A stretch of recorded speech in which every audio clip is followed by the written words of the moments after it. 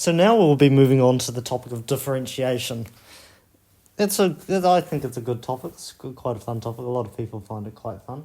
But there are quite a lot of different applications you need to know about how to do. There's 1, 2, 3, 4, 5, 6, 7 applications of differentiation that you need to know. And we will go over all of them. Well, the first thing we need to think about is, let's take a point x cubed, a curve x cubed.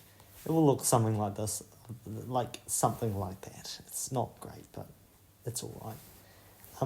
Say we want to find out the gradient at x equals 2. Now, obviously, you should know from last year that you estimate it with a tangent, but obviously we know gradient is rise over run. How can we get rise over run at the same point? So we need to just look at something called a sequence of chords first. X equals 3. So what if we draw it like that? So then that gradient will be 3 cubed minus 2 cubed over 3 minus 2.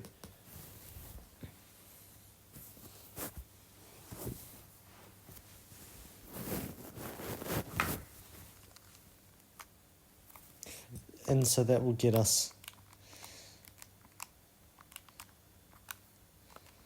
to be 19. But what if we just bring it closer, make it 2.5?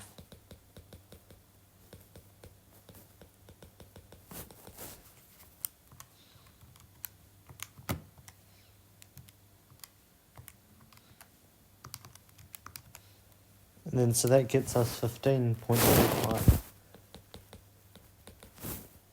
And then what if we make it even closer? So 2.01 minus 2 cubed over 2.01 minus 2.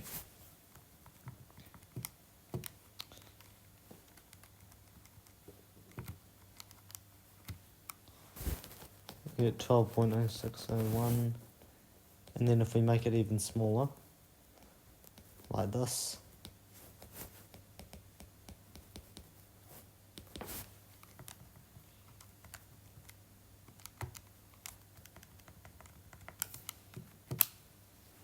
we're getting closer and closer to a certain number. And we would say, a question might ask you, okay, for the curve x cubed, by using a sequence of suitable chords, estimate the gradient predict what the gradient is at x equals 2. And we would do something like this.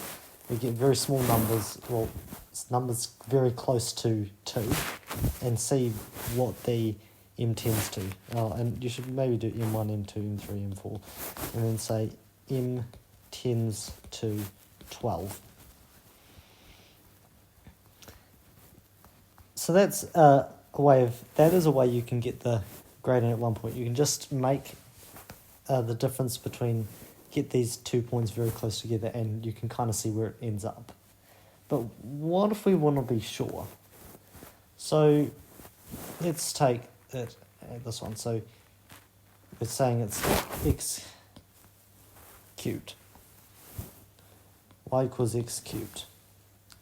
So using that same theory of making these 2 points close together, say we also have, we'll call this f of x. And then we could have an x plus h, like x plus a certain distance along, like this, would be x plus h cubed. And now let's try and do rise over run. So we'll say that the m, or the gradient, will equal x plus h cubed minus x cubed over x plus h minus x. And already we can eliminate those x's, because that's just h. And now we can, what we're going to do is we're going to expand this.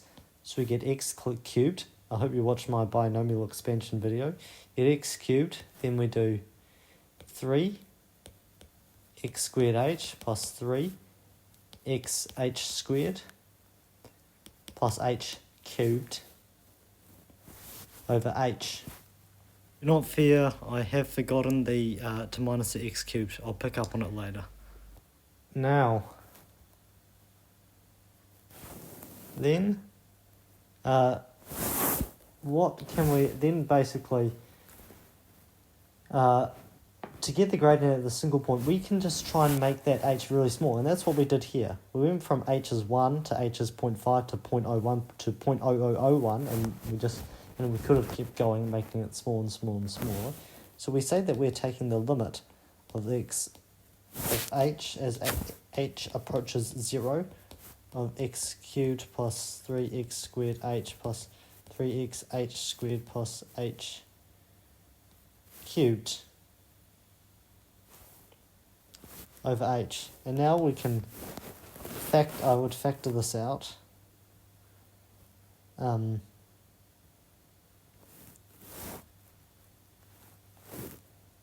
And see what we end up with.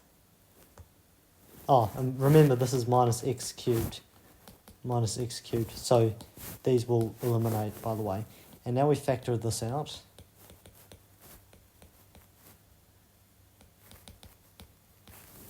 Over h, and those h's cancel out, so we get this. And as h approaches 0, we just when we take a limit, we just do whatever it ends up being. So we, in a way, substitute 0 for the h's, and then those will both become 0, leaving us with 3x squared. And that's the derivative of x cubed. You could also have the notation if you did y equals 3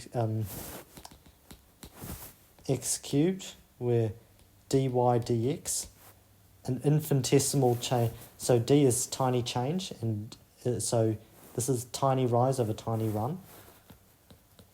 It's 3x squared. And we can say, therefore we can say for any y being x to the power of n, dy dx is nx to the power of n minus 1. And I will simply tell you that y equals ax to the power of n equals nax to the power of n minus 1. Additionally, if it was something like this, x cubed plus 2x squared plus x, the dy dx, you can literally just do each term one by one. So 3x squared plus 4x plus 1 would be your derivative, and that's fine. This is called power rule, and it's absolutely essential.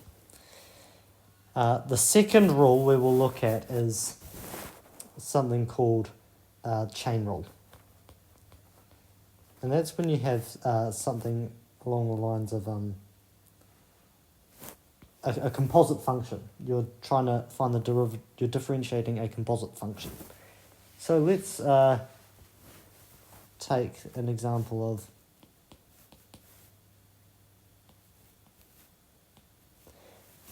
we could expand that, but that would take a while, and we don't have that time. We've got to be fast. So what I would do is I'd say let u equal x squared plus 1. So you get y equals 3u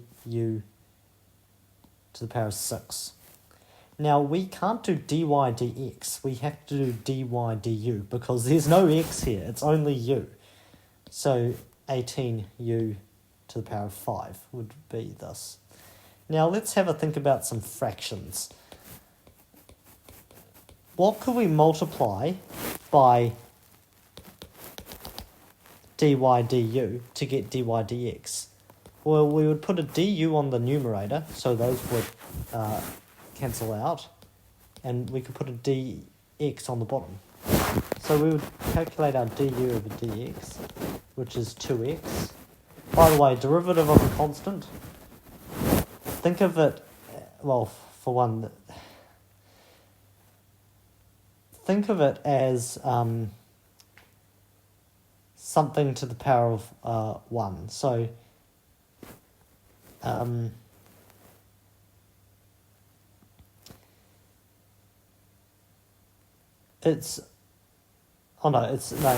of it as something times to the power of 0. So this is, for example, 6 is actually equal to 6x to the power of 0, and 1 is equal to 1x to the power of 0. If you were to follow the power rule and differentiate it and bring that power down, you get a 0 in front. And anything multiplied by 0 is 0. So that's why the derivative of a constant is always 0. So now dy dx will equal 18u over 5 times 2x. So that becomes 36x, and then we would rewrite it with our x squared plus 1 back in again, and would make it that power of 5. When you get fast, you'll be able to mentally do differentiation of inside multiplied by differentiation of outside. So that's chain rule. And for both of these, you substitute in the x value, you evaluate, so you would use this notation, x equals, say, 2. And you could go 3 times 2 squared. And that's 12. Or you could go, for this one, x equals 3 equals 3 squared plus 1 to the power of 6. Wait, sorry, no, that's wrong. 36 times 3 times 3 squared plus 1 to the power of 5.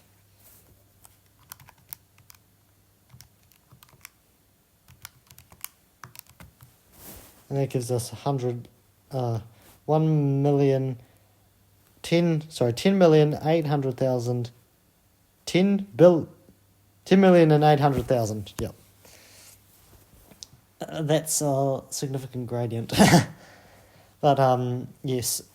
So when you evaluate a derivative with a certain x value, you get the gradient at that point. So starting from the next video, we'll dive into the different applications you have for differentiation that you need to know for the exam.